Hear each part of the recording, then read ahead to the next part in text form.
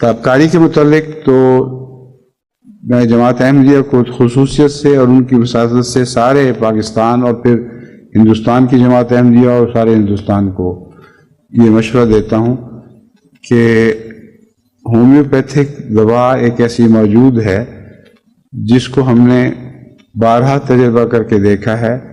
تابکاری کے اثرات ہو بھی چکے ہوں تو ان کو مٹانے میں غیر معمولی مدد کرتی ہے. ایک دوا کا نام ہے ریڈیو برومیٹم اور ایک کا نام ہے کارسینوسین. میں نے ان دونوں دواؤں کو کامیابی سے استعمال کیا ہے. ایسے مریضوں کے اوپر استعمال کیا ہے جن کو تابکاری کا ہسپتالوں میں نشانہ بنایا گیا تھا اور خطرہ تھا کہ پھر وہ ہاتھ سے نکل جائیں گے. لیکن جب ان دو دواؤں کو ان پر استعمال کیا گیا تو اللہ تعالیٰ کے فضل کے ساتھ بالکل ٹھیک ہنستے کھیلتے وہ اپنے ہسپتالوں سے باہر نکل آئے یا باہر نکلنے کی امیدوار ہیں.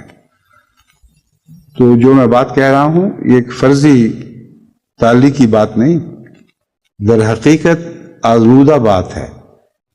اور ہر جگہ احمدیوں کا فرض ہے کہ وہ اپنے لیے بھی ان دواؤں کو ابھی استعمال کرنا شروع کر دیں اور غیروں کے لیے بھی اپنی رحمت کا دروازہ کھولیں اور ان کو بھی آمادہ کریں، ورنہ ایک دفعہ وسیع پیمانے پہ یہ شروع ہوگی تو ہر گھر تک پہنچنا مشکل ہو جائے گا.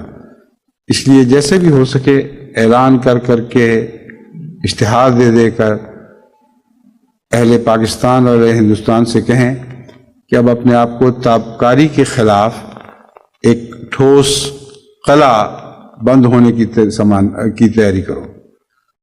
اور یہ قلعہ بندی جو میں عرض کر رہا ہوں یہ حقیقت ہے، یہ ایک افسانہ یا کہانی نہیں ہے.